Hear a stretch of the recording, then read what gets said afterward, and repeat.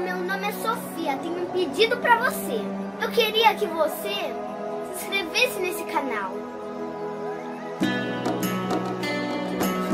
Tchau!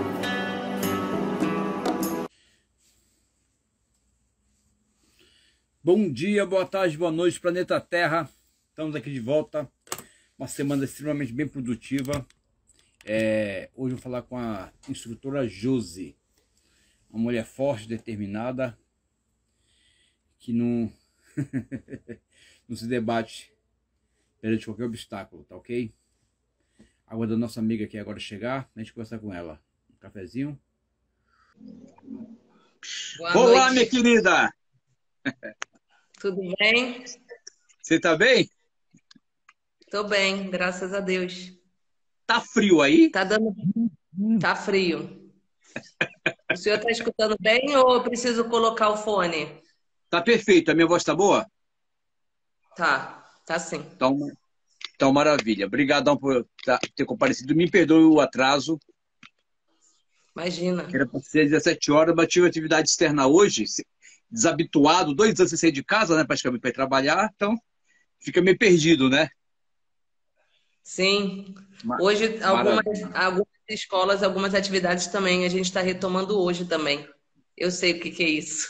Então, me atrapalhado é trânsito, é metrô, é carro.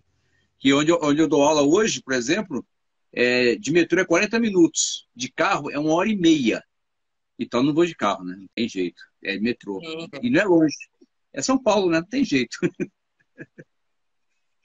O metrô funciona e é ótimo. O metrô de São Paulo é maravilhoso. Olha, de boa, de boa. Só não tem tanta variação como o de Londres, né? Agora, que ele é eficiente, ele é. Zangão e Urubá, satisfação, meu querido. Bem, minha querida, uma satisfação você estar aqui. Tá aí a Carol Terra te mandando um abraço. Tá o Marlon. Tá aí, tem gente pra caramba aqui. Tá o Alisson Werner aqui, que é o grande mestre Gaguinho, lá de Brasília. Rena, Thorin, Ácido. Tem gente pra caramba aqui. Infelizmente, não dá pra nomear todo mundo, porque eu quero saber da sua vida. Tudo, quer dizer, as virtudes, os pecados, você se vira com Deus. Minha querida, começou a capoeira quando? Onde? Com quem? Qual foi a tua relação emocional no primeiro momento que você vislumbrou essa arte maravilhosa da capoeira? Fala pra gente. Então. Bom, eu comecei a capoeira na faculdade, em Campinas. Olha só. Com a mestra Lara, né? E para mim foi uma honra, né? Começar a capoeira com uma mulher. Assim, eu fiquei muito feliz com essa, né? Foi muito bom para mim. E ela vem da dança também, né? Ela é mestra em dança. E eu sempre fui muito fã da cultura, do lado da capoeira enquanto cultura, enquanto arte, enquanto dança, mais do que enquanto luta, né? A luta em si não é muito a minha praia, né? Sim. Mas, né, o que, assim, eu me conecto mais com a dança mesmo, com essa parte aí da cultura popular que eu sou apaixonada. Então, assim, foi muito bom, porque desde o início eu já tinha oportunidade, não só de participar das apresentações, a gente fazia capoeira, a gente fazia maculelê, mas a gente também fazia teatro. Então, era muito bacana, né? Realmente era completo, assim, né? Então, ela trabalhava muito com o Tubarão, era ela e o Tubarão, trabalhavam juntos, né? E foi assim que eu comecei, entre 95 e 96. O batizado foi em 96. Mas a data exata que eu comecei, assim, eu não lembro. Quase ninguém lembra. Já faz um tempinho. Foi século passado, né? Então, já faz um tempinho. Não, mas assim. Passado. Então. Já passei dos 40, né, mestre? Então não vale a pena falar muito a data, não, né? Essa cara de menina, cara, que legal, parabéns. Verdade. Mas assim, a minha família, ela, ao lado da minha mãe, principalmente, né? A gente tem descendência de índio também na família. E é impressionante como parece que a gente fica no formol, sabe? Minha mãe, minha avó, eu tenho minha avó com mais de 90 anos. Se eu mandar uma foto dela, o senhor não acredita, sabe? Sério? Minha mãe também. Então, eu tenho que honrar, assim, tem que agradecer essa parte aí da linhagem que é forte. Isso é um legado, né? É um legado. É um legado. É genético, É um legado. mas é um legado. Que legal. Parabéns. A minha mãe também. A minha família tem índio. A minha mãe tem 86 anos. Há 5 anos atrás fez 2 cirurgias, foi de safena. E não para de canticar. Tem que amarrar ela, que ela anda para cima e para baixo. Ela faz 90 anos e não para, entendeu? Mas Mas assim é mesmo. difícil, né? Quando uma pessoa tem bastante energia, é difícil você segurar, falar que não pode, né? É difícil.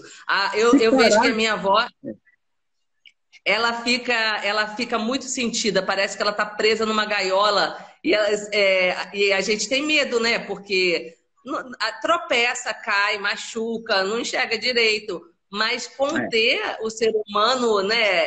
É difícil, né?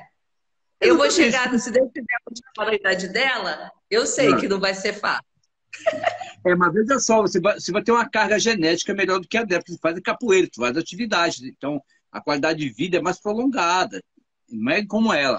A tua história é motora, é diferente da dela. A tua qualidade é outra, entendeu? Então, quando dizer, é bem que ela chega na idade dela em melhores condições, por causa dessa atividade, entendeu? É aquele negócio também, querida.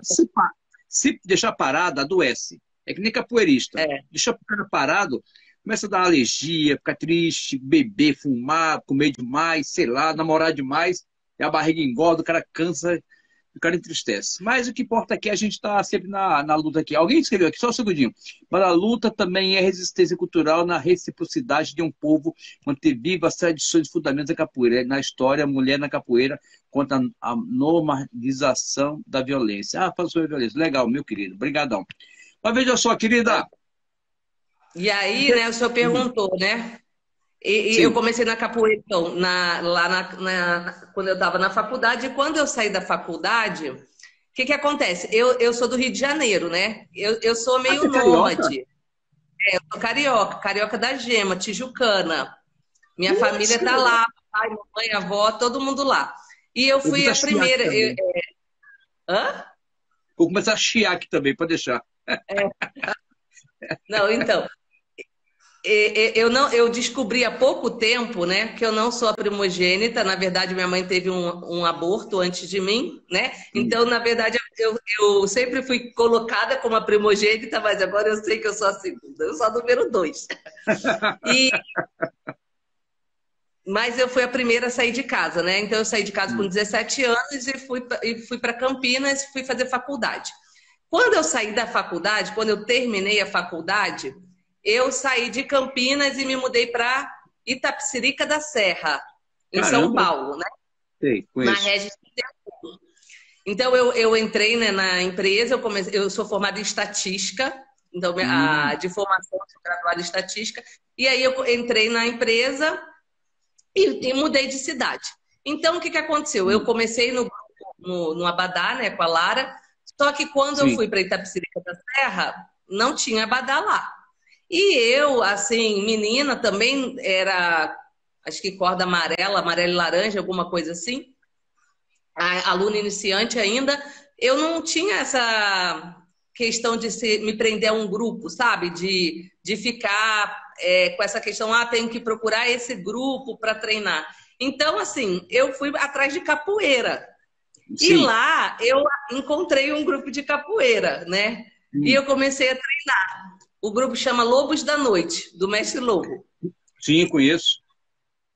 E a gente fazia as rodas lá na Feira do Taboão.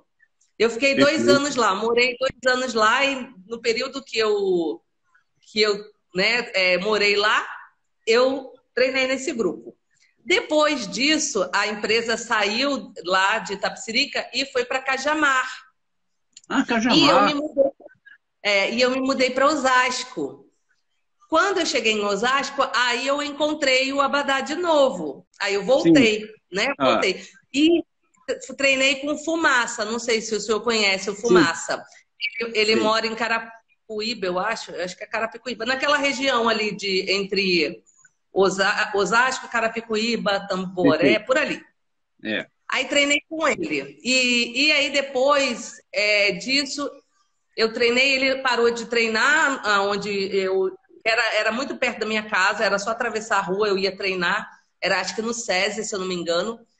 Aí ele saiu de lá. E aí eu sempre fui muito assim, entendeu? Tipo, eu treinava perto da minha casa.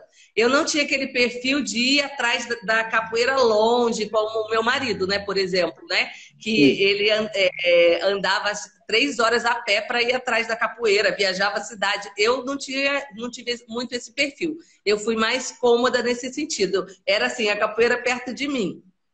Então, não é demérito. Não é demérito, também não acho que seja, porque eu tenho diversidade, né? Eu já treinei tanto grupos, se eu for contar nos dedos todos os grupos que eu já treinei, todos os estilos de capoeira que eu já treinei, cara, assim... Você é praticamente uma cigana, né? Meio cigana, mestre. Meio cigana. Só em Osasco eu acho que eu participei de 4 grupos de capoeira diferentes. Porque o que acontecia? Eu ia para um lugar... Aí começava a capoeira, daqui a pouco a capoeira parava. Aí eu ia atrás de outro lugar, entendeu? Então, com isso, cara, eu treinei com os 4 professores diferentes em Osasco. Então você chegava no grupo e você trouxe ela para o grupo para encerrar o grupo, né? Não. Que maldade. Olha, eu nunca vi por essa perspectiva, hein? Eu vou começar a bruxa, né? A bruxa, né? Não, pô, de cigana foi promovida para bruxa, agora é mole, cara. Que maldade, hein? Vou apanhar do teu marido hoje, hein? Não, então. Aí, o que aconteceu? Quando eu cheguei em 2005, então até 2005 foi desse jeito. Em 2005, eu fui para Bahia, fui para Itacaré. E conheci o mestre Jamaica, falecido, saudoso mestre Jamaica, faleceu ano passado. Sim. E lá eu tive a oportunidade, eles estavam tendo um festival tipo internacional, eu passei uma semana lá e uma semana que eu passei lá, eu fui pra praia, dancei forró e joguei capoeira, né? E participei do festival, fui super bem acolhida, né? Fiz vários amigos lá. E quando eu voltei de lá, eu falei assim, não dá mais para ficar treinando no grupo pequeno assim, tipo, eu e o professor, eu e 2 alunos. Eu senti falta daquela energia de quando eu comecei, que era grupo grande, fazer apresentação, viajar, ir para evento. Então eu senti essa falta. E aí foi quando eu encontrei o Cabeludo, que também era do Abadá, né? Que era aluno do Peixe Cru na época, e eu voltei a treinar lá. E aí, de lá eu treinei praticamente, aí eu peguei corda laranja e azul, eu quase cheguei a azul, quase fui graduada. Aí aconteceram algumas... Aí conheci o Feijão, e olha que interessante, eu conheci o Feijão na roda do Ibirapuera. Sim. Né? Ele treinava com catraca na época. Na época da Marquise ainda?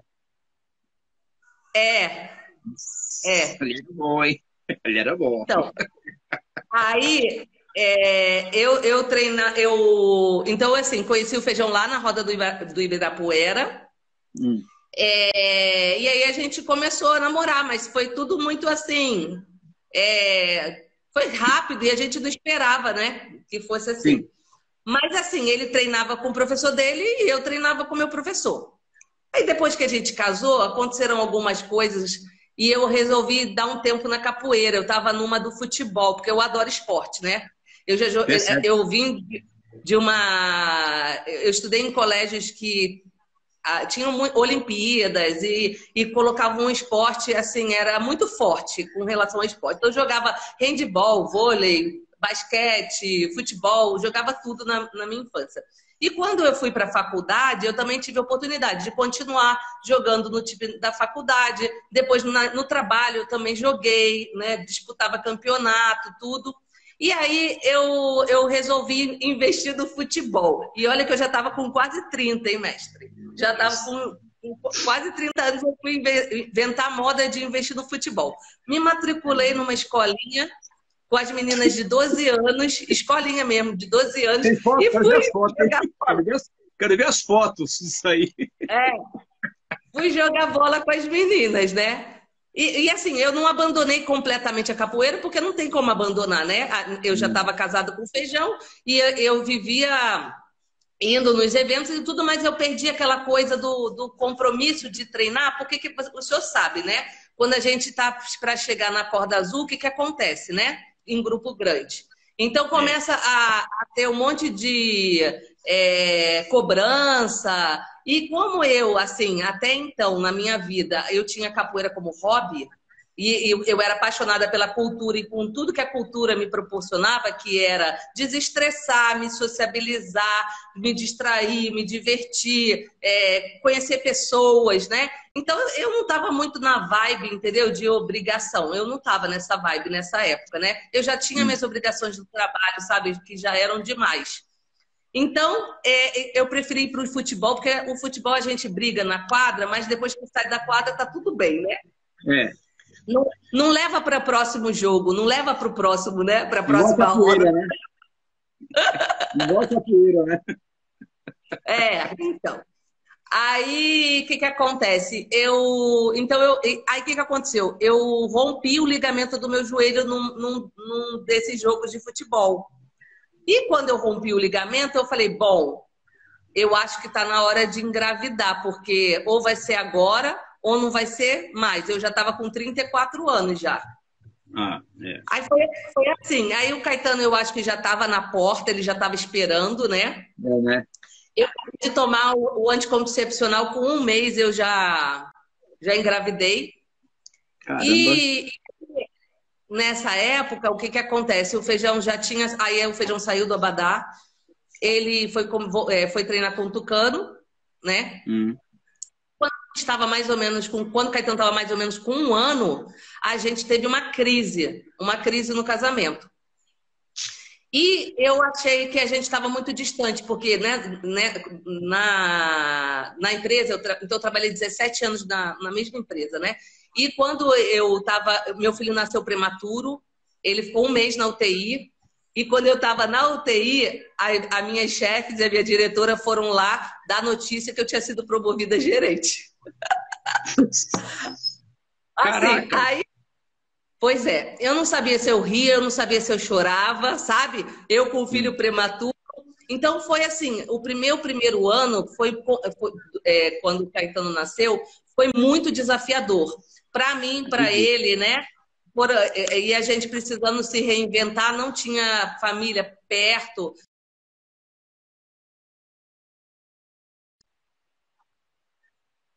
Mais cuidado. Né? O que aconteceu? Eu falei assim, quer saber? Eu acho que eu preciso voltar para capoeira. Falei, eu preciso voltar porque foi na capoeira que a gente se conheceu e é na capoeira que a gente se conecta. E o meu mundo estava muito diferente do mundo dele, né? Então eu estava indo para não só do ponto de vista de trabalho, mas, por exemplo, eu viajava muito. Eu era responsável pelo um processo corporativo que era na América Latina, nos Estados Unidos e na França. Então eu precisava viajar, então eu ficava fora também, né? Então eu falei, quer saber? Eu vou voltar para capoeira. Eu vou voltar porque eu acho que a gente precisa se reconectar. E foi assim. Aí eu voltei, aí ele estava treinando com o Tucano, eu voltei para o Tucano, a gente já se conhecia, né? Desde a época que eu treinava com a Lara, porque eles eram super amigos e ele sempre estava nos nossos eventos, nas viagens, a gente então já conhecia. E eu fiquei com ele, então eu peguei a corda azul com ele, peguei a corda azul e verde com ele. E aí chegou um momento que a gente achou que os nossos... como que eu vou dizer assim, os nossos interesses, as nossas necessidades, os nossos sonhos dentro da capoeira, a gente precisava criar o nosso grupo, entendeu? Então a gente começou a ver que a gente tinham algumas coisas que a gente pensava diferente, sem nenhum juízo de valor, certo ou errado, não, mas a gente queria outros. Por exemplo, eu já estava meio envolvida com essa questão dos coletivos, dos grupos de mulheres, e de uma capoeira mais colaborativa, mais aberta, independente de bandeira, né? Então, e aí as coisas aconteceram dessa maneira. Ele levou um tempo, então ele foi elaborando bastante até tomar uma decisão. E aí a gente montou isso junto, né? A Casa da Ilna nasceu nesse contexto aí de uma necessidade realmente de fazer uma extensão da nossa casa, daquilo que a gente realmente acredita. E aí nisso, um ano depois que a casa estava pronta, que a gente já estava com a casa formada, eu acabei saindo da empresa. Né? Então, eu saí da empresa, foi numa reestruturação, não foi uma coisa que eu esperava, embora, assim, internamente eu já estava sendo preparada para isso, né? Porque eu já estava muito ativa, eu já estava participando muito de muitos eventos, e aí eu já estava numa pegada muito diferente, né? Quando eu saí, então, foi interessante, porque eu saí em fevereiro da empresa, em março, a gente já inaugurou o nosso primeiro grupo de capoeira no condomínio. E assim foi, porque a gente mudou de cidade também. Nesse inteirinho todo, a gente mudou de cidade. A gente saiu de Vasco, a gente veio para Jundiaí. Aí fomos recebidos também muito bem, assim, pelos capoeiristas daqui da cidade, que eu sou muito grata, porque quando você chega numa cidade nova, sendo capoeirista, né, o que você vai fazer? Bater na porta dos capoeiristas, né? Vou conhecer quem está, né, como funciona e tudo. Então a gente foi super acolhido pelo Mestre Girino, pelo Dorta, pelo Java, o pessoal do Capoeira Brasil na época, né? Alguns ainda são, o Mestre Girino montou um outro grupo. E assim foi, entendeu? Então, aí eu tive a oportunidade de conhecer a minha amiga Assa, minha parceira, a Long. E a gente já se conectou, né? Se conectou. E aí o céu é o limite, porque aí começamos, né, a viajar juntas, a fazer oficinas juntas, a fazer todo um processo de autoconhecimento e transformação, né? Então, assim, e aí eu tive a oportunidade de viajar, de ir para Londres, ir para Alemanha, ir para Indonésia, de entrar no coletivo Mulheres da Garoa, né? Então, assim, agora também faço parte do Sambadeiras de Bimba, Filhas de Biloca. E para mim, a capoeira hoje, né, tipo, tem outro significado, porque para mim ela é uma ferramenta de autocura e autotransformação, né? Para mim essa é o que eu sinto, sabe? Então, eu levo a minha energia e aonde eu levo, eu quero transformar para que a pessoa ela olhe para ela mesma em primeiro lugar, veja quem ela é, qual a potência que ela tem, e aí com isso ela ofereça para o grupo a sua potência, né? Então eu acredito muito nisso, entendeu? Eu acredito na força do coletivo a partir do autoconhecimento individual, né? Então é nisso. Então hoje eu estou trabalhando com a capoeira, eu dou aula para criança, eu dou aula para mulheres, para iniciantes, né? Tenho alguns projetos aí com algumas parceiras e eu sou, sei lá, sou muito grata por essa oportunidade mesmo, entendeu? Em ver que é uma família, né? Somos uma família. Que fantástico. Bem, essa tua história é bem peculiar, né? Porque os caminhos que a capoeira construiu dentro de você, ainda mais você se sentiu grato e começar a capoeira com a mulher. E a capoeira, na verdade, é uma construção. E a tua perspectiva em relação a o que você quer da capoeira, entendeu? Eu acho que está mais em o que a capoeira quer de você. Que eu acho que ela compreende a gente individualmente e tenta desenvolver os seus potenciais. Eu acredito nisso. Mas quando você está num ambiente onde os teus potenciais, a tua identidade não pode ser explanada, amadurecida, externada, o que acontece? A migração para um ambiente onde você possa ser uma semente boa, uma terra fértil. Eu acredito nisso na capoeira. Porque, tipo assim, pessoas que não gostam de luta, vai num ambiente de capoeira para luta, ele não vai conseguir se expressar. Entendeu? Porque ele não tem que ser lutador. Se a alma dele não quer lutar, não luta e pronto. Entendeu? Então você conseguiu encontrar um ambiente onde as suas potencialidades foram melhoradas, requalificadas. E mesmo e o seguinte, ó, se afastar da capoeira por um tempo, eu acho que é algo muito saudável. Eu acho que é saudável, entendeu? Por quê? Porque a pessoa consegue ver a montanha de longe. E você começa a pontuar, tipo assim, quem eu sou, porque quanto dentro da capoeira, nesse rodamoinho, é perigoso você esquecer quem você é. Fica só no ritmo ali, no ritmo que é bom, mas tem algumas características suas que deixam em segundo plano. Mas quando você se afasta, você olha assim, opa, você começa a se enxergar primeiro, olhar a capoeira com outro ângulo e escolher o que você quer da capoeira. Porque você não pode ter tudo da capoeira, mas tem um pedacinho só. Aquele pedacinho você pode usufruir dele 100% e estar plena. Com certeza deve ser isso que aconteceu em você na sua vida. Sim, não, sim, e assim, hoje, eu acredito, né, que a partir do momento que a gente é responsável por um trabalho também, a gente é responsável por criar as condições, né? Então, assim, a semente é cada um é uma semente, é uma potência. Só que não adianta essa potência, essa semente, se ela entrar em qualquer solo, não vai adiantar, ela precisa ter um solo fértil.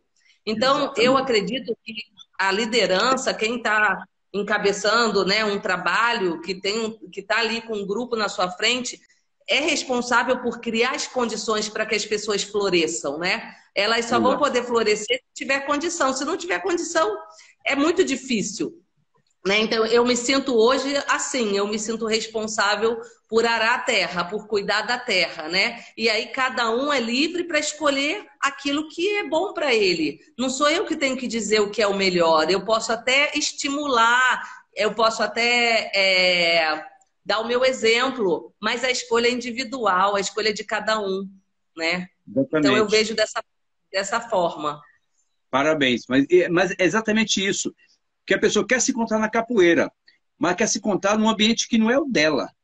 É preciso ter o ambiente dela. Tipo assim, eu tenho meu mestre até hoje, mas eu procurei meu ambiente onde eu pudesse fazer o que eu queria fazer, mas centralizado numa algo positivo e bom e produtivo que ele me ofereceu. Entendeu? Então, eu passei a construir isso. Eu acho interessante isso. Mas eu queria que você desse a sua explicação um pouco mais elaborada em relação a que você falou que é muito importante, que talvez tenham casais passando por isso. Você sentiu a necessidade de se reconectar na sua família com seu marido e usou a capoeira como ferramenta de reconexão, porque você estava afastada dele, que estavam morando juntos, mas não estavam, talvez, emocionalmente presenciais. Que não é só estar junto, não é só estar fisicamente. A emoção, os princípios, trabalho, planos, sonhos, tem que ser tudo junto, senão não tem significado morar junto, entendeu? Então, dá uma... Talvez eu esteja uma menina passando por isso hoje, um menino passando por isso hoje, entendeu? Então dá uma ajudinha para ele. Mestre Jean Pangolin está aqui, a Aline também chegou aí, tem gente pra caramba. Sambadeiras de Biloca está aí também, tirando um abraço. Vida na Língua, não sei quem é, mas essa é amiga sua. É a minha tia, Valéria. Oi, Valéria. Grande beijo. Então, muito obrigada, gente, por acompanhar aí. Eu acho que, assim, tem coisas que a gente só consegue ver na maturidade, né? Só que se a gente, de alguma maneira, consegue dar espaço para a nossa intuição, a gente perceber mesmo, escutar o nosso coração, a nossa essência, eu acho que a gente tem uma grande possibilidade de entender qual é o caminho que a gente precisa seguir. O que acontece é que muitas vezes a gente está preso no ego, na vaidade, no orgulho, né? E a gente acaba não enxergando as coisas do jeito que elas são realmente. E assim, por exemplo, como eu, no caso, né? No meu caso específico, eu estava passando por várias dificuldades, o Alexandre também estava. Ele também estava passando. Então, cada pessoa tem um mundo dentro de si, que são suas experiências. Né? Então, eu tinha uma experiência de vida e uma estrutura. Ele tinha uma experiência de vida e uma estrutura diferente. Quando você entra com um filho, né, principalmente, eu acho que é assim. E olha que a gente nem teve um filho direto, né? A gente foram 3 anos. Depois de 3 anos que ele veio. Eu acredito que quando você tem um filho logo no início, seja ainda mais desafiador, né? Porque quando você casa... já é um desafio, porque são 2 personalidades diferentes tendo que chegar num consenso, num novo consenso, um novo acordo. Não necessariamente as pessoas elas podem até imaginar, mas eu acho que só na hora que a gente vive, que a gente convive junto, é que a gente realmente entende o tamanho da encrenca, né? Qual que é o tamanho. Porque muitas vezes a gente vive uma ilusão, a gente vive uma situação idealizada. De repente, dependendo da criação que a pessoa teve, ela pode ter sido muito protegida. Ela não foi preparada para enfrentar problemas, para enfrentar o desafio, o dia a dia. E aí, muitas vezes, no primeiro desafio, no primeiro obstáculo, a pessoa já não dá conta. Exatamente. Ela não dá conta. Então, assim, eu acho que nesse caso, a gente conseguir enxergar isso, enxergar nossas limitações e poder pedir ajuda, eu acho que é um caminho muito bacana. No caso, assim, eu venho de uma estrutura familiar bem estruturada, né? Então, meu pai e minha mãe me ajudaram muito, não só a mim, como ao Alexandre também. Então, meu pai conversou muito com o Alexandre na época, né? E aí, o que acontece? Se a gente for ver na história de vida dele também, ele perdeu o pai com 1 ano. Então, o pai dele faleceu quando ele tinha 1 ano. Então, se a gente for olhar, né, na psicologia, a gente também tem explicação para isso. Às vezes, a gente não se dá conta, a gente não está consciente, mas quando você passa por uma situação e ela vem de novo na sua vida, às vezes você fala, caramba, se eu não tive pai, meu filho pode perder o pai também. A gente repete um padrão sem nem se dar conta, né? Então, eu acredito que ele também acabou tendo, de alguma maneira, uma força para reconhecer que ele era capaz de superar aquele desafio, né? Então, assim, nós dois crescemos juntos, né? Nessa situação. Não foi uma coisa fácil, não foi de uma hora para outra, levou um tempo para a gente conseguir se ressignificar, entendeu? Mas, assim, nós tentamos. A gente poderia não ter escolhido tentar, né? E aí, talvez fosse diferente. Não, com certeza, ia ser diferente, né? Com certeza. Então, isso eu digo, assim, se eu tiver que dizer alguma coisa, eu acho que, primeiro, a gente tem que pensar assim, por exemplo, quais são nossos valores? O que é valor para a gente? Que o valor não é o que a sociedade coloca, é aquilo que realmente é importante para você. E no meu caso, o vínculo afetivo era muito importante. Eu tinha isso como meta, assim, que para mim um casamento não é... Porque assim, eu e o Feijão, a gente tem uma personalidade muito individualista, assim, muito livre, muito independente, tá? Só que quando a gente vai construir uma família e a gente coloca uma criança, um filho, não é mais só ele e eu, somos nós. Exato. E aí é esse nós que a gente precisa construir, né? Se a gente não tiver uma significância, uma referência do nós, é muito difícil, porque qualquer desafio a gente vai para o eu, a gente não vai para o nós. Exatamente. É o que acontece. Fantástico. Mas é legal que você falou aí, porque na verdade são duas histórias, algumas até antagônicas, que estão não se chocando, mas se entrelaçando. E nesse entrelaçar tem conflito, é totalmente natural. Tipo assim, de repente, eu estou casado com minha esposa, eu jogo a toalha na cama. Um exemplo só. Para a minha história de vida, aquilo não tem significado. A história de vida dela, aquilo não tem significado. Então o que acontece? Aí tem que entender que se é uma história específica, outra história específica, que talvez sejam até conflitantes, que tal começar uma nova história, que é o ressignificar, né? Você vence a dificuldade do passado, passa a compreender através do diálogo. Poxa vida, realmente, uma toalha em cima da cama não é legal, né? Fazer pipi isso dá um conflito, e não dá uma descarga, cara, isso é um conflito terrível, acaba com a família. Então, quer dizer, tem coisa que... É verdade, são coisas pequenas, porque tá onde? Tá ligado na intimidade. Quando você falou que ele perdeu o pai há 1 ano de idade, o que acontece? Ele construiu uma referência baseada na ausência do pai. Então, toda a construção dele é baseada em ausência. Até faz o quê? Faz o ressignificar. Isso vai ressignificar com o quê? Com a pessoa que entenda isso, em sua essência, e quando ter o fruto disso que é o filho, ele possa restabelecer uma relação verdadeira, de comprometimento, de presença, aí ele consegue ressignificar o passado. Isso acontece na história dele, na minha, de todos nós. Eu também perdi meu pai novo, eu tinha 40 anos de idade, só que eu não via meu pai dentro de casa desde criança, ele era fisicamente presente, mas emocionalmente ausente. Então, eu não tinha pai. Ele só se revelou para mim quando eu tinha 40 anos de idade. Foi a primeira vez que eu vi meu pai, na sua essência. Então, quer dizer, é muito complicado as nossas histórias. Aí o que acontece? Dá conflito em casa, dá conflito no trabalho, tu fica brigando consigo mesmo, acaba quebrando relações. Não é porque a pessoa tem problema. Josi, toda vez que a pessoa se aproxima de você com um problema específico ou com uma solução específica, aquilo ali está dentro de você. Está dentro de você. Entendeu? Por isso que o vitimismo, ele tira de você a responsabilidade. Tudo é responsabilidade da pessoa. Então, pô, se é minha responsabilidade, eu tenho que construir uma relação madura, tirar esse ego que você tirou. Não tirar o ego, que o ego nunca vai acabar, mas botar o nós, o meu ego composto no coletivo, para que o coletivo cresça, a família cresça, e o conflito sempre vai ter, né? Não tem jeito. Discussão é bom discutir. Não. Mas não tem... Ela faz parte, né? Faz parte da natureza humana, ser humano, né? O ser humano, ele é assim, a gente não é perfeito. Se fosse perfeito, a gente não estaria aqui, né? Então, às vezes, a gente esquece um pouco disso, né? Mas o senhor falou isso, e para mim, assim, na minha forma de ver a vida, eu entendo que, assim, nada é externo, nada é externo. Então, assim, tudo está dentro da gente. E a forma que a gente vê o como, é o como que faz a diferença, né?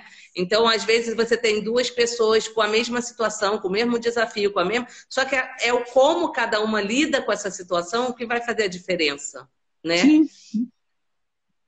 Exatamente. O mestre Jean Paul falou que a palavra respeito é fundamental, mas também o respeito por si próprio. Porque é muito conflitante essas relações. Porque, ó, tá tudo ligado na intimidade, no seu íntimo, no seu pessoal. E é uma construção lá no seu subconsciente. Você sabe muito bem, né? Que 90% das nossas ações estão no subconsciente. Se é sub, eu não tenho consciência dele. E vou executando aquelas atitudes, aqueles comportamentos, aquelas reflexões baseadas numa coisa que eu não conheço direito. Por isso, nem sempre a gente está presente ali, sabe o que está acontecendo na nossa vida. Quando a gente entra em um processo de ressignificar e compreende e reprograma a mente, tipo assim, pô, a mente pode ser programada? É claro que pode, é uma máquina. Se foi programada, pode ser reprogramada. Tipo assim, você fala para o seu filho, você está andando de carro, de repente você tem um carro do ano passado, de 4 anos atrás. É um carro já antigo, porque eu estou correndo atrás. Aí você está passando perto de um carro 0 quilômetro, um carro melhor do que o de vocês, seu filho olha assim, poxa, mas carro bonito, você pode ter duas atitudes. Não, filho, isso aqui não é pra gente, vai embora. Ou, não, filho, esse carro aí vai ser nosso logo, logo. Aí ele pode tocar no carro, ele pode olhar o carro e sentir, dar significado para aquilo. Entendeu? O que acontece? Se você fala que não é para vocês não têm dinheiro para aquilo, quando ele tiver mais adulto e tiver condições financeiras para comprar um carro daquele, ele vai olhar e vai comprar um carro velho. Porque não deu sentido. Entendeu? E de repente ele vai querer ter algo daquele, mas não tem porque a família não deu sentido. Então ele vai precisar quê? Ressignificar a vida dele, entender qual foram os erros das informações da família, que você falou aqui não foi por maldade, foi por proteção.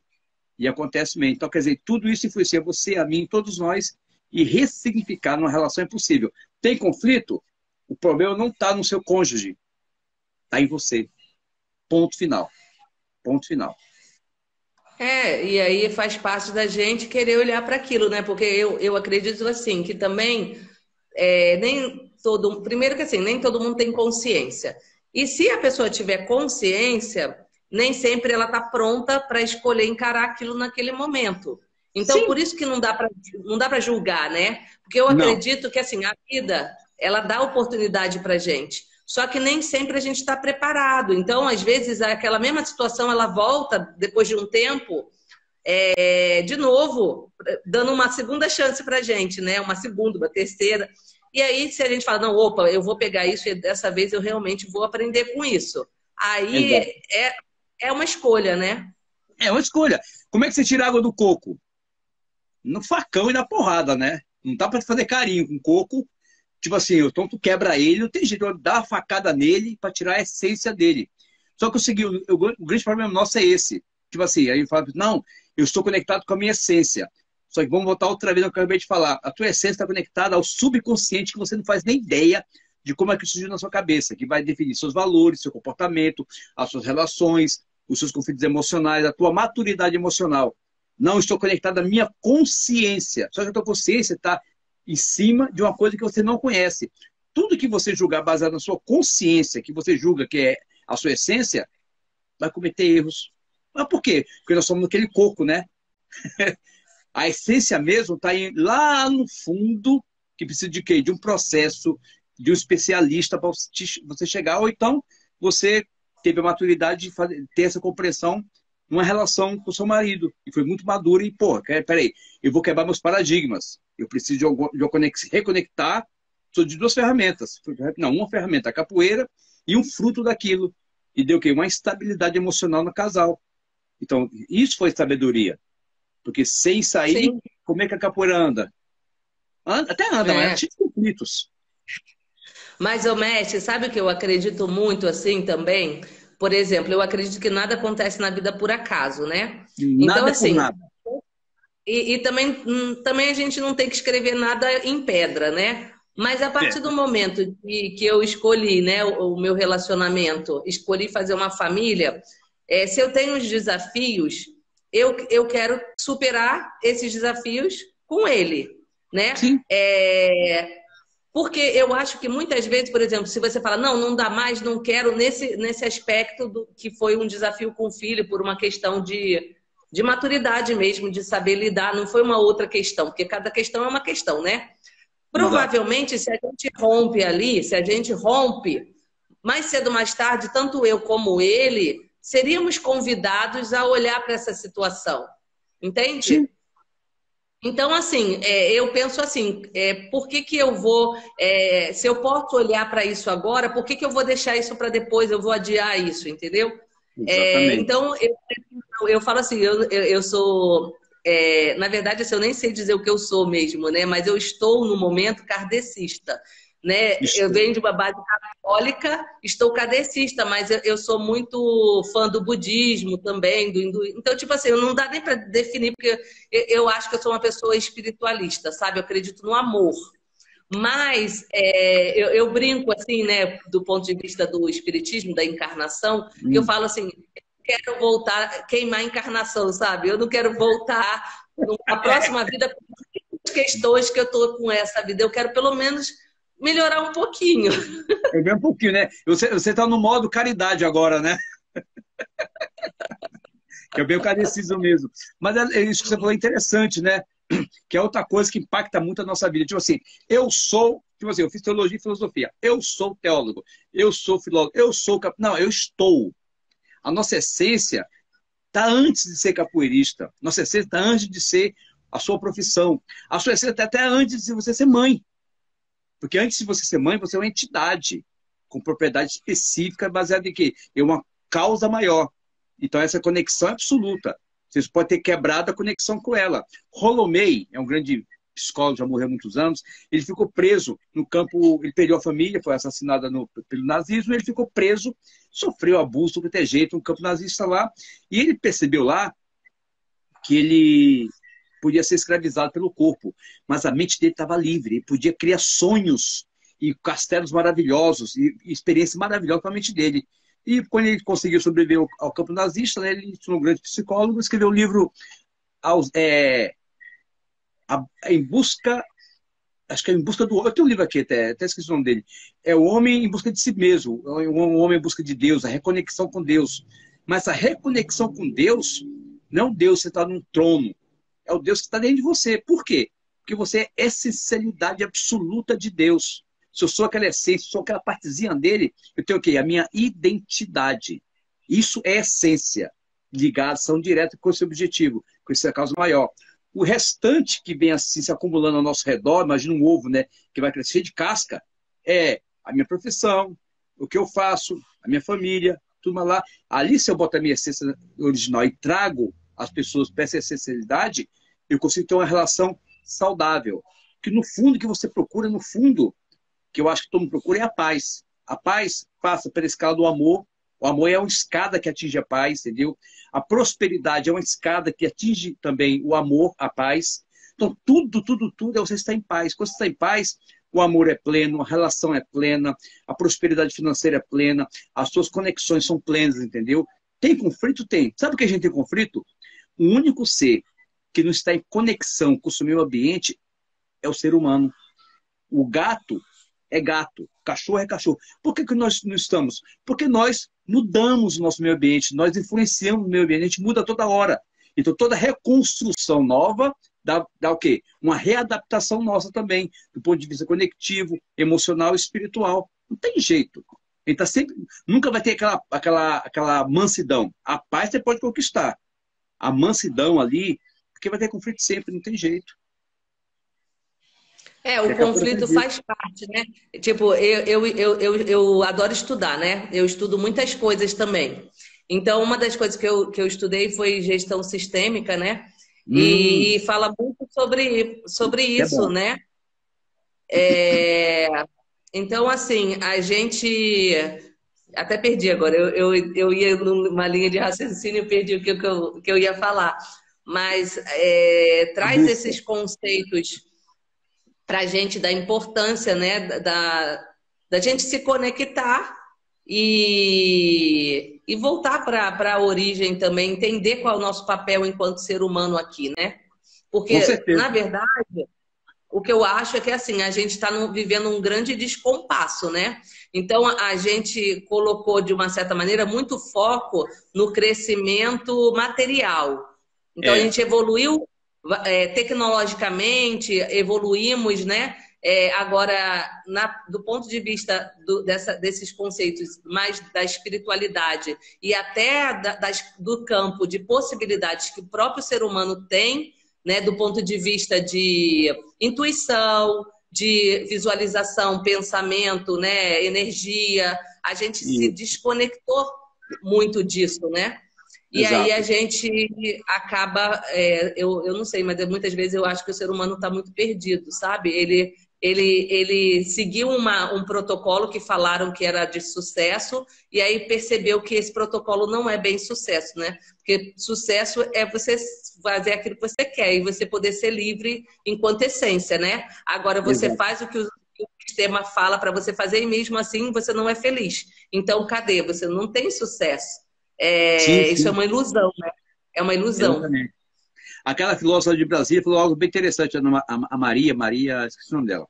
Eu acompanho ela, é maravilhosa. Ela falou o seguinte: nós somos acostumados a acumular mais do que nós já temos. Se eu tenho um conflito interno, tipo assim, cara, tô cheio de conflito, o que eu preciso resolver? Eu vou comprar um carro novo. Eu vou comprar um carro novo, tem um carro novo. Aí fico feliz com o carro novo. Daqui a pouquinho vem conta, vem problema lá, estacionamento. E, cara, aí daí a pouco... uma semana essa felicidade. Exatamente, quer dizer, eu começo a esquecer. Ela dá um exemplo bem interessante no vídeo que ela me mandou, é fantástico, mandou não, tá no YouTube, né? O jovem, não sei se você já viu isso, o jovem não gosta do seu rosto, que é cheio de espinha, e quebra o espelho. Onde é que está o problema? Não é no espelho, é no rosto. Então a gente acumula mais do que já tem, externamente, fugindo do que é interno. Então a busca é interna mesmo. Eu acabar dentro de mim e tentar descobrir que é difícil. Eu posso chegar aqui e analisar você e falar um monte de coisa, ou então um psicólogo te analisar. Agora, você autoanalisar, porque conhecereis a verdade e a verdade vos libertará. Só que antes de libertar, vai constranger. Se não constranger, a verdade que você percebeu de você é insuficiente, ainda está mascarada, baseada no seu ego, nas suas cascas, nas suas próprias mentiras. Porque, olha, Josi, o que a gente mais mente é pra gente mesmo. Sim, eu concordo. E o que eu acho, assim, é que a gente também sofre essa questão da síndrome da perfeição, né? Não somos perfeitos. E não adianta a gente ficar nessa busca de querer ser perfeito. Todo mundo tem luz e sombra. Todo mundo tem. Isso faz parte da natureza humana. E aí a gente tem que aprender a lidar com isso, né? Aprender a lidar. Esse é o maior desafio. Eu lembrei agora que eu ia falar, né, da visão sistêmica. Sobre causa e incerteza, né? Caos e incerteza, confusão, tudo isso faz parte. Na verdade, o nosso sistema é como se fosse, ele está dando um sinal que a gente está pronto para uma próxima etapa. Sim. Né? E muitas vezes a gente não sabe lidar com isso. A gente se desespera, né? Mas faz parte. As crises são oportunidades de crescimento. Exatamente. Né? A gente tem que conseguir enxergar qual é a oportunidade que ela tá se manifestando ali, né? E aí é engraçado, né? Porque às vezes a gente fala assim, nossa, eu preciso de paciência, eu preciso trabalhar minha paciência. Aí vem um monte de situação desafiadora pra gente, justamente pra gente trabalhar a paciência. E aí a gente estoura, a gente não dá conta, né? Quando, na verdade, se a gente conseguisse agradecer e falar, nossa, verdade, isso aqui está vindo, mas é porque eu estou precisando realmente passar por isso, né? Eu estou precisando porque eu tenho que ganhar musculatura. E paciência é musculatura também, né? É aprendizado. Né? Então... Exatamente. Aí você quebra o quê? A zona de conforto, né? Tem duas formas de zona de conforto. Uma, você se movimentar para a direção que você não queria. Outra é você não sofrer o que você já sofreu no passado. Entendeu? Mas de uma forma ou de outra, se eu sofri uma coisa e aparece uma oportunidade nova, eu posso pensar, não vou mexer com isso não, porque eu já sofri no passado, porque eu vou mexer com isso. Ou, tô com preguiça, deixa como tá, minha vida tá legal assim. E tua vida não tá legal assim. Porque você pode melhorar. Entendeu? Qual é o teto? Tipo assim, você ganha um salário mínimo por mês. Trabalha pra caramba e ganha 1.200. Eu nem sei quanto é o salário mínimo. 1.500, eu não lembro, não faço nem ideia. Não ganho isso, então não faço nem ideia. Então, vamos supor que é R$1.500. Quem souber, me fala de gíria pra gente aí, que eu não sei não. É R$1.500 salário mínimo, por exemplo. Aonde é que vai meu sonho? Qual o preço do meu sonho? É R$1.500. Eu não posso sonhar mais do que isso, entendeu? Então, quer dizer, o que eu faço para poder quebrar essa barreira, estourar esse limite e sonhar mais? É ganhando mais. É tendo novas possibilidades, como vencer a minha zona de conforto, ter coragem de enfrentar o sofrimento do passado e enfrentar os desafios do futuro. Porque do jeito que eu estou hoje, não é legal. Não tá bom para ninguém. Nem para a pessoa mais rica do mundo. Porque a pessoa mais rica do mundo, ela quer ficar mais rica. A pessoa mais feliz do mundo, ela pode abraçar mais pessoas para as pessoas serem felizes, entendeu? Então, quer dizer, você nunca vai estar confortável. Se você ficar confortável, cara, alguma coisa morreu em você. Alguma coisa morreu. Porque não tem lógica a pessoa ficar estacionada. Ô, mestre, você falando isso, sabe uma coisa que me vem também? Que, assim, como eu tive uma experiência até familiar de falência, isso acaba, às vezes, sendo uma coisa que mexe bastante, sabe? Em relação a essa questão de dinheiro, né? Embora, assim, eu hoje acredite que dinheiro é energia, que ele passa de mão em mão, entendeu? E que, na verdade, quando a gente tem alguma questão, algum problema com dinheiro, é porque a gente tem algum problema que a gente não está conseguindo enxergar e o dinheiro, ele sinaliza, opa, sinal de alerta, vamos observar o que está acontecendo, exatamente, né? Mas o que eu acho que é uma grande virada de chave? Que o dinheiro, quando ele vem, ele não precisa ser só para você. A gente pode... A partir do momento que você capta esse dinheiro, você pode o quê? Distribuir. Você pode, por exemplo,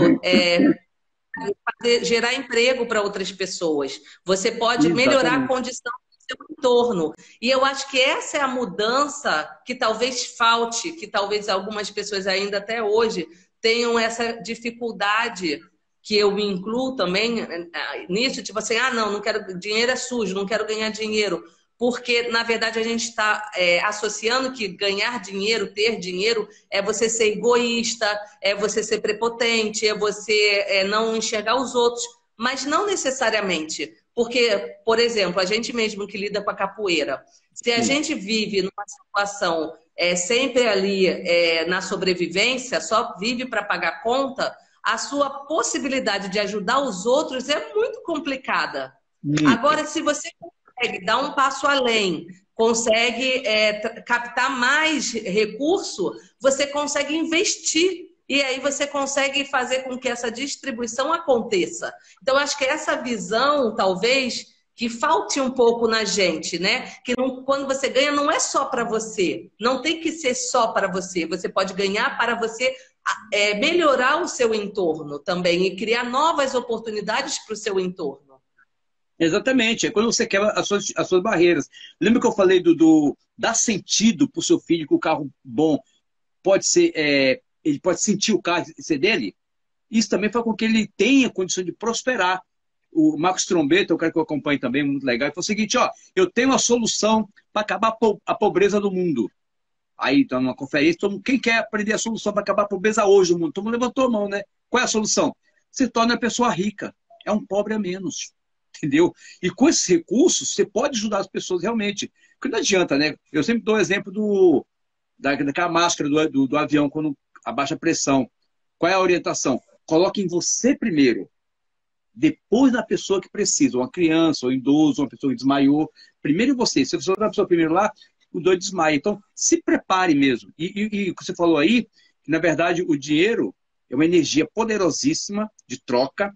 O dinheiro não é importante. O que é importante é o que ele constrói, baseado no seu coração, baseado no que você faz, na sua capacidade de se sociabilizar e ajudar as pessoas. Se você só para você mesmo, o dinheiro vai passar sem nenhum significado, porque não tem significado nenhum. Então ele está circulando. Ele passou por mim agora, eu não estou com energia boa, eu estico o braço, eu não consigo capturar ele. Mas se eu estou conectado com a energia, eu pego e consigo fazer a distribuição. Primeiro eu me restabeleço emocionalmente, energeticamente, me conecto. Assim eu tenho condição de ajudar as pessoas. Sem isso, querida, você fica naquela zona de conforto ali, entendeu? Eu chamei uma... Fica no loop. Você fica no loop. Eu vi uma... Eu não sei se o senhor conhece, eu vi uma palestra recentemente do Eduardo Lira. Ele é um CEO de uma empresa que chama, de uma ONG, chama Gerando Falcões, acho que é Gerando Falcões, se eu não me engano. Uma história de vida muito bacana, muito legal, assim. Eu fiquei, assim, me identifiquei com a história dele, assim, enquanto superação. E, assim, ele vem da periferia de Guarulhos, né? E a inspiração dele é a mãe dele, né? Que sempre falou para ele que não importa de onde ele vem, o que importa é para aonde ele quer chegar, né?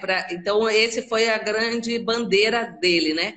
E aí, como ele vem da periferia, o que ele falou? Não adianta a gente ter a ilusão e achar que por exemplo, que o governo vai vir até aqui e vai mudar isso aqui. Quem vai mudar isso aqui? Somos nós, né? Então, ele ele está criando, né, as oportunidades e está sendo referência. Ele é um dos CEOs mais jovens, bem premiados e tudo, porque ele está mudando as condições da onde ele vem. Exatamente. E ele está criando oportunidades para que essas pessoas também cresçam e evoluam, né? Então, tipo assim, é muito bacana a pessoa que tem essa visão, entendeu? Que ela não está melhorando só para ela, está melhorando para o entorno.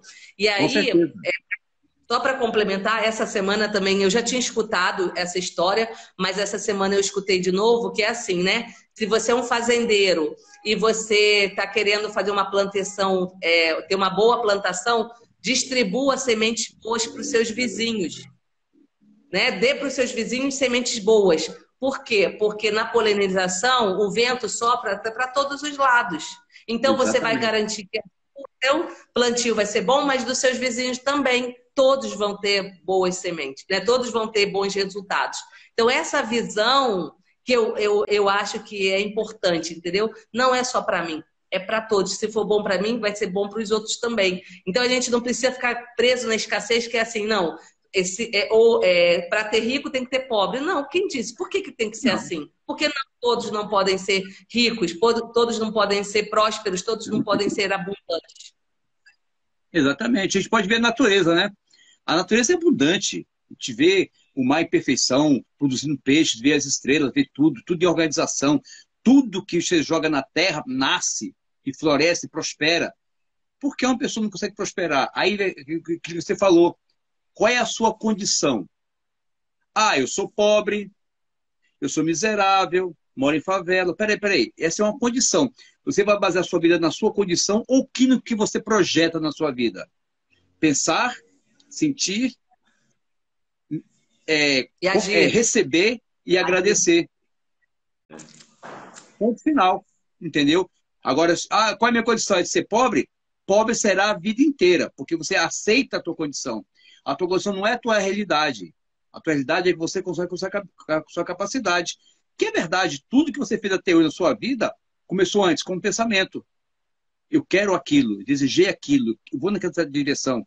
E vai construir baseado no que você pensou. Se no meio do caminho você para de pensar e desvia a tua atenção, você vai naquela direção. Porque é como se fosse um barca-vela, né?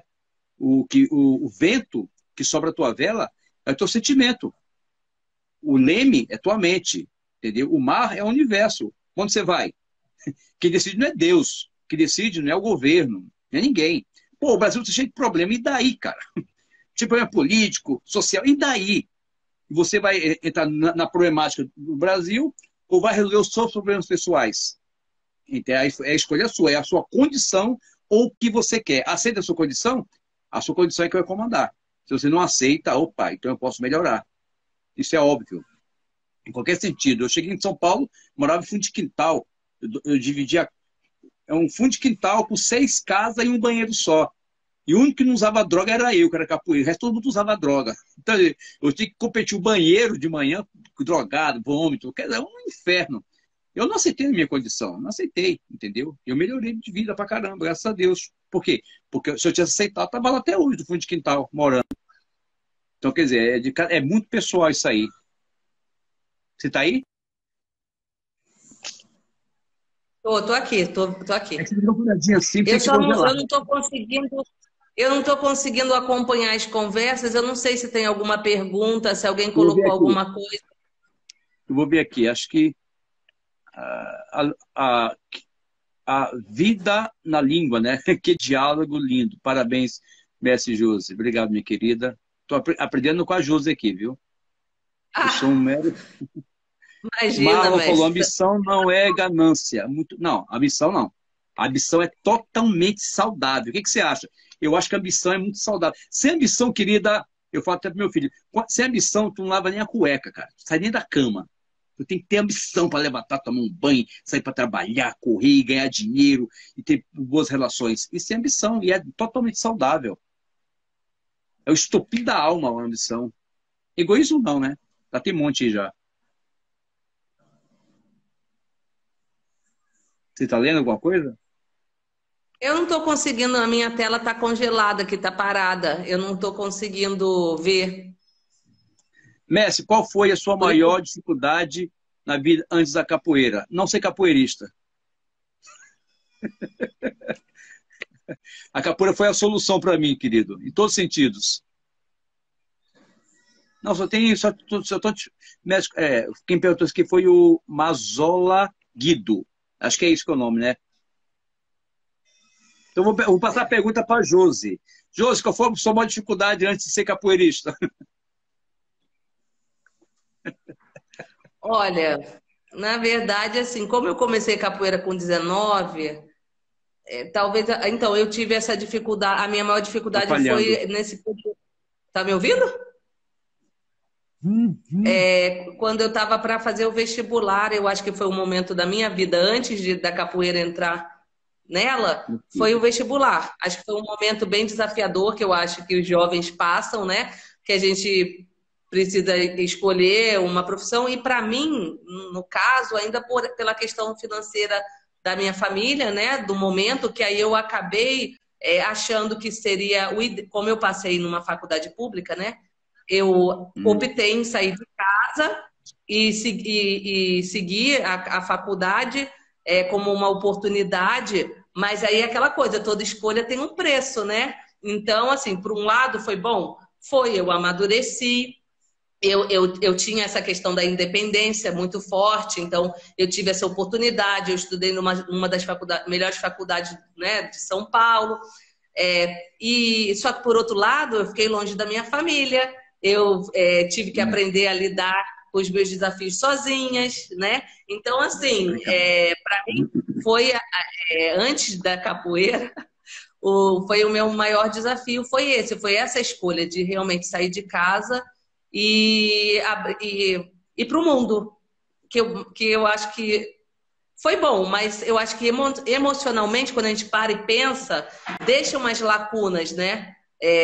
A gente não ter a família do lado, assim, com essa idade, né? Com 17 anos, assim, eu acho que fica algumas lacunas. Então, eu sempre tive muito vínculo com eles sempre me apoiaram, me apoiam até hoje, né? Na maioria dos eventos de troca de graduação, eles estavam presentes. Legal. E mesmo assim, muitas vezes não entendendo as minhas escolhas, né? Porque existe essa questão, né? A gente sabe que existem preconceitos, né? Em relação a gente seguir na capoeira, essa questão das dificuldades. Imagina eu, que venho de uma estrutura, né? Que eu tinha um trabalho numa empresa, tinha uma posição, um cargo. Então, as pessoas A sociedade cobra isso. Como assim? Você não vai se recolocar e vai ficar vivendo de capoeira? Até quando você vai viver? Você está brincando? Tipo assim, isso é uma brincadeira? É um passatempo? Amadurecer nunca não, mulher. Sabe assim, existe essas questões. Eu não vou falar que não existe, entendeu? Mas, por outro lado, eu acredito que assim, não só como a capoeira, mas o próprio professor, independente de que seja, que matéria, né? Porque professor dificilmente fica rico, né? Milionário, assim, né? É muito difícil. CLT, mas cara. A missão que ele tem de vida, cara, é uma missão que, tipo, preço nenhum paga.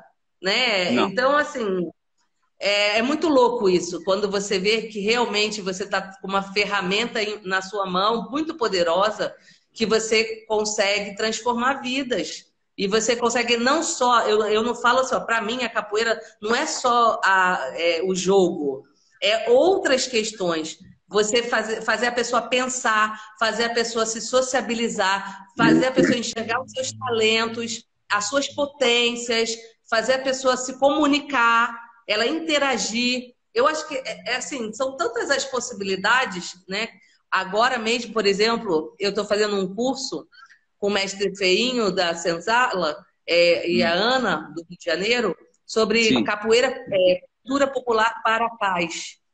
Sabe, para mim, eu falo assim, gente, cada vez a gente está se aproximando mais, né? Essa questão, né? De você conseguir ver a possibilidade de transformação do ser humano e da conexão com a sua essência. Porque, em essência, somos todos o quê? Amor.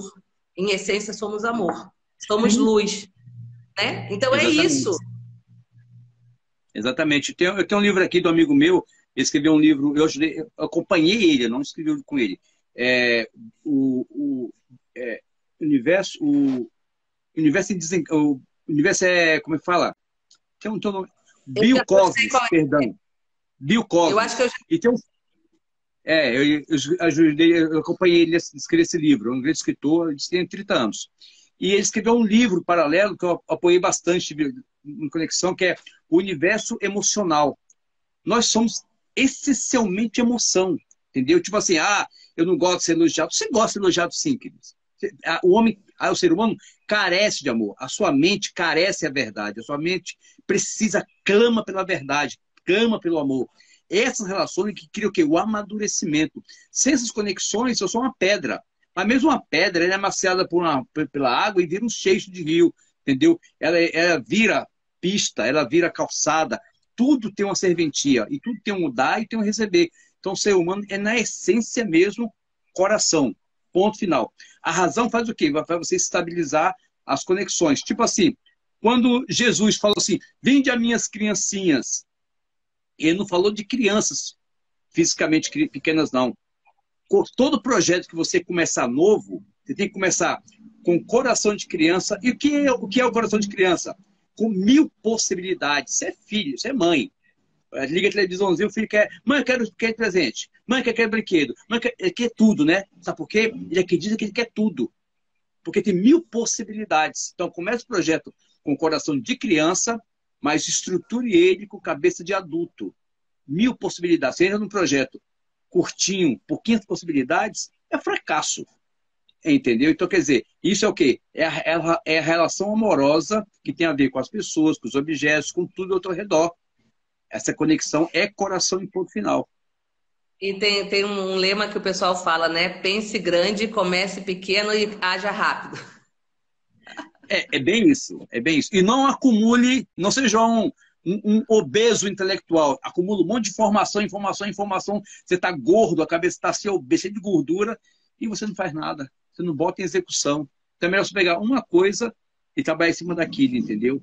Para construir. Vou dar uma perguntinha para você. A capoeira te ajudou a encontrar... Você já me falou aqui, mas só para poder pontuar. A capoeira ajudou você a encontrar em algum momento algum braço, alguma possibilidade de você encontrar a tua essência, a sua individualidade, a sua conexão com algo maior? Eu acho que em vários momentos. Em vários momentos. É aquilo que eu estava falando com o senhor, né?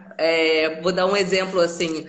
Primeiro, assim, as oportunidades que a gente tem no meio do caminho, né? A possibilidade de encontrar e conhecer pessoas. Por exemplo, só de eu estar aqui conversando com você, para mim, isso já é uma troca. Tipo, eu já percebo isso, né? Então, já se abre um portal de possibilidades aqui. Então, por exemplo, tem uma pessoa, um mestre que para mim é muito especial também, que é o mestre Negoativo. E toda vez que a gente se encontra, ele sempre falava: borboleta, respira, borboleta, se conecta com a pausa. Porque assim, eu estou falando com o senhor aqui, eu estou bem tranquila hoje e tudo, mas a minha essência não é tranquila. Eu sou a 1000 por hora, eu sou agitada, eu sou ariana. Ixi, Maria. Impulsiva, né? Eu sou muito. Mas eu venho numa busca realmente de autoconhecimento já mais de 25 anos, que eu já venho nessa pegada de me conhecer e de investir nisso, né? Em vários cursos e várias vivências, experiências, porque eu quero realmente ser uma pessoa melhor, eu quero ter... É uma missão para mim ser cada dia um pouquinho melhor do que o dia anterior. Então, assim, eu já venho fazendo meditação, eu já venho fazendo algumas práticas e tudo, mas ele sempre fala para mim, é isso, né? Sempre quando a gente tem a oportunidade de se encontrar, ele fala: borboleta, respira, calma, borboleta. Então, eu sempre acelerada.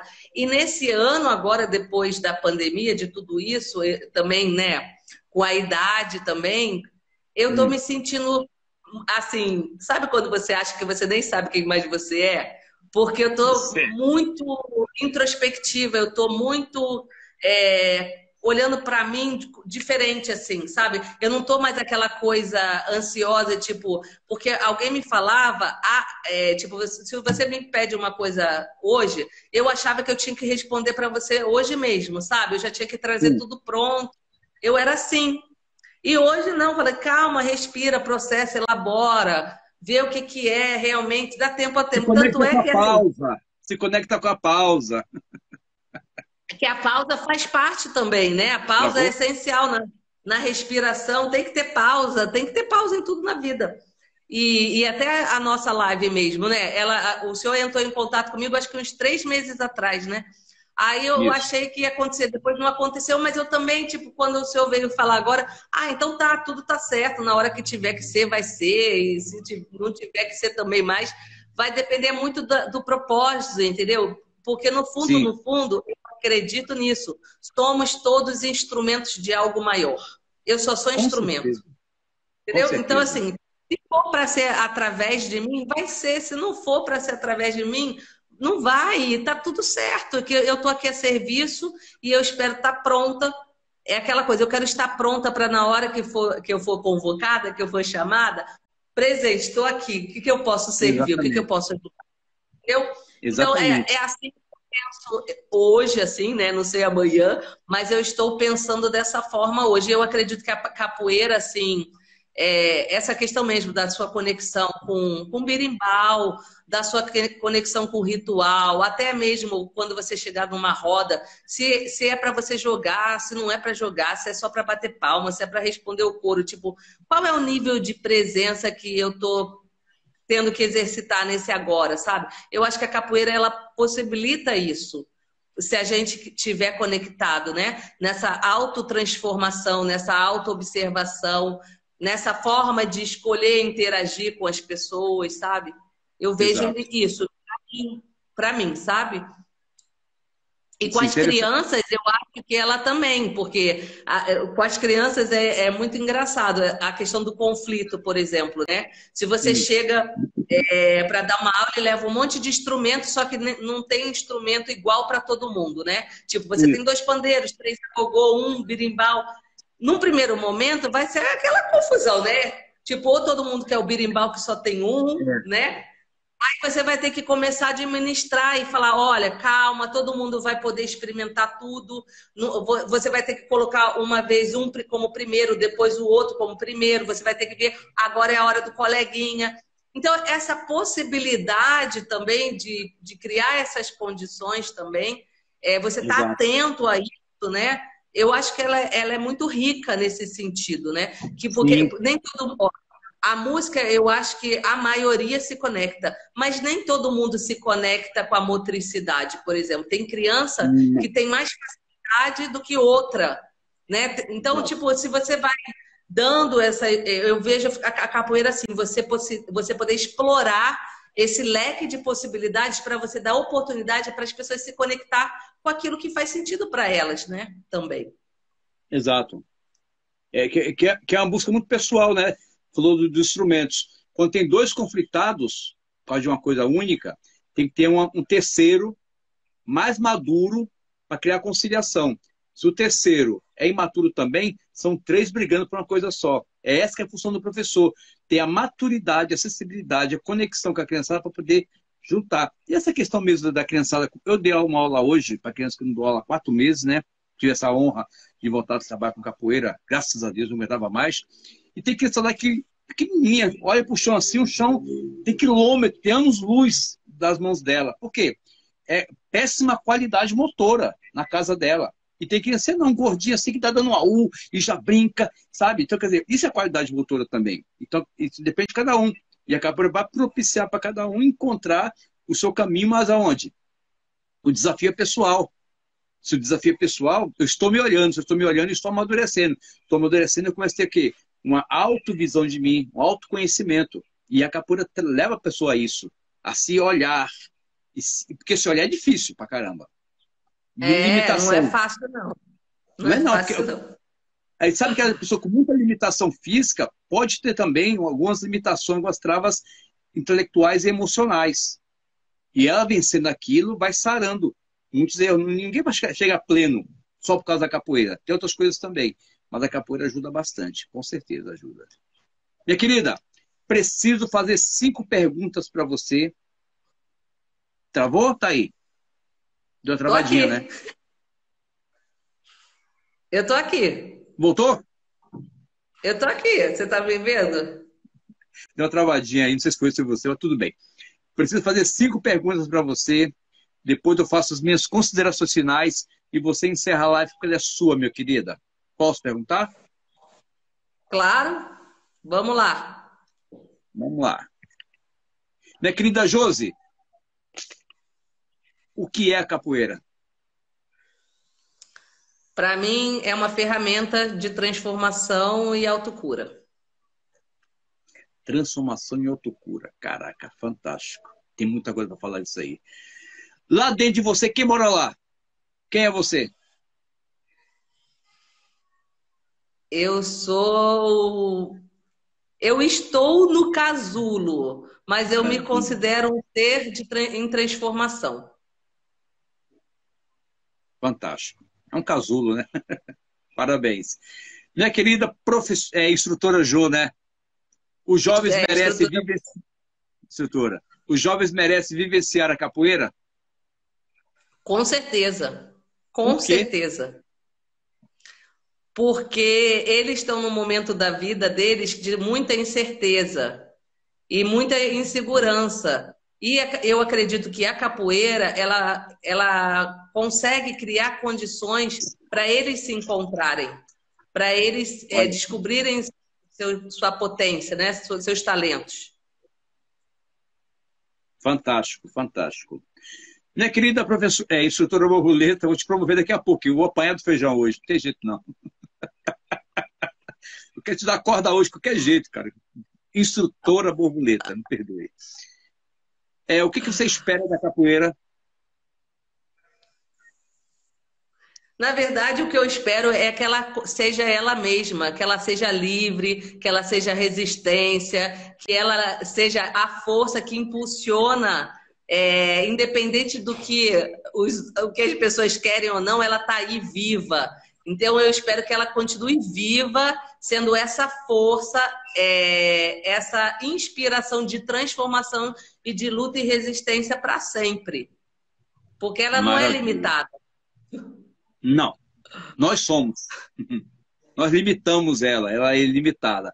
A vida na língua, sua parenta, falou que para ser borboleta, você já passou do casulo.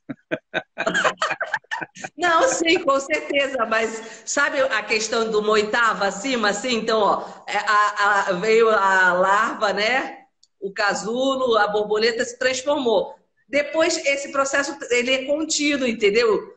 Não sei como, provavelmente a borboleta morre e vem uma outra larva, entendeu? Ela vai para a terra, morre, sei lá, vem uma outra larva. Então, eu me vejo, assim, essa transformação constante. Ora eu no casulo, ora eu larva, ora eu borboleta, entendeu? Eu não me vejo só como borboleta. É nesse sentido que eu quis dizer. Legal. Então, tanto é que a energia nunca acaba, né? Uma energia se transforma em uma borboleta, vai no casulo, morre, vira adubo, dá-se uma flor, depois o ser humano come, o ser humano cresce, tem filhos, morre e vira adubo também para transformar. É tudo circulante. A energia não acaba, a água, tudo bota fogo nela, vira gás, depois volta água outra vez. Nada acaba, nada não tem fim. Está tudo circulando, graças a Deus. E até porque, se eu não me engano, uma borboleta vive só 1 ano, se eu não me engano. Não sei Exatamente. Se a borboleta se ela vive mais de 1 ano. Eu acho que não vive, não. Não tenho certeza, mas depois vou procurar melhor. Vai ter uma vida mais digna do que aquele cetinho. Ele liga a luz, enche de cetinho aqui na lâmpada, né? Aquele ele nasce, olha, ele nasce hoje mesmo. Ele já cria asas, vai voar, se reproduz e morre. Em menos de 24 horas. Vai entender, né? Minha querida, o que você pode fazer pela capoeira? O que eu posso fazer? Eu acho que o que eu venho fazendo, né, é disseminar a cultura, levar ela para pessoas que às vezes não têm conhecimento dela, da potência que ela e não deixar ela morrer. Tipo, enquanto eu puder estar disseminando a cultura, eu acho que é isso que eu posso fazer. É permitir que ela exista em mim, sabe? Assim, permitir que essa energia da capoeira exista em mim e, existindo em mim, que eu possa transparecer ela para outras pessoas nas minhas interações. Maravilha, querida. Minha querida borboleta, essas lives que tenho feito aqui é uma escada emocional. Cada vez que eu estou com uma pessoa como você assim, eu me surpreendo cada vez mais. Tanto conhecimento, tanta estrutura, tanta doação e tanto conhecimento que a capoeira e a vida proporciona. Te agradeço profundamente a oportunidade de saber um pouco da sua vida, da sua perspectiva, da sua luta, de que você quer para a sua vida, para a sua família e para a capoeira, tá? Te agradeço muito, muito obrigado. A live é sua. Encerra do jeito que você quiser, minha querida. Eu queria só agradecer a oportunidade aí do senhor ter me feito esse convite, né? E poder compartilhar um pouquinho da minha experiência. E o que eu quero é realmente que um mundo melhor, uma vida melhor, as pessoas possam ser mais autênticas, mais livres, independente de estereótipos, né, de discriminação e tudo mais que a gente vê tanto. Na verdade, eu me incomodo um pouco com a segregação, com os grupos, sabe? Eu acho que quando a gente começa a ter muitos grupos, muitas segregações, a gente se enfraquece. Eu sou a favor da unidade. Então, se a gente se reconhece enquanto somos todos um, sabe? Assim, eu entendo, vejo o mundo por essa perspectiva. Então, para mim, se eu puder deixar alguma mensagem, é que a gente consiga ver realmente o outro como um irmão de verdade. E que a gente, no final de tudo, todo mundo vai para baixo da terra. Ninguém fica com nada. Então, se a gente puder ser a nossa melhor versão, não só para a gente, mas para o planeta, para o mundo, que a gente esteja a serviço, né? Eu acho que esse, para mim, é o maior legado que a gente pode deixar. E que a gente possa, em breve, voltar a se abraçar, né? E não esconder o nosso sorriso. Exatamente, exatamente. Minha querida, te agradeço. Khalil Gibran fala que depois de um temporal, os ossos de um cemitério se misturam. Ninguém sabe quem é rico e quem é pobre. É tudo a mesma coisa. Nós somos lembranças, boas lembranças para os nossos descendentes e a construção de uma memória boa para a vida e para a capoeira, tá? Te agradeço, muito obrigado. Fica na paz, um beijo no coração. Logo, logo a gente se vê presencialmente, querida. Um beijo na família, tá? Se Deus quiser. Obrigada, mestre. Eu que Tchau, agradeço. boa semana. E feliz dia do capoeira, né? Do capoeira. Para todos nós. Valeu. Vida na Língua, Fernanda Camargo, Fernandinha, todo mundo aí, pessoal. Um beijo para vocês, brigadão. E a oportunidade foi nossa de te ouvir, tá? Te agradeço. Tchau. Tchau.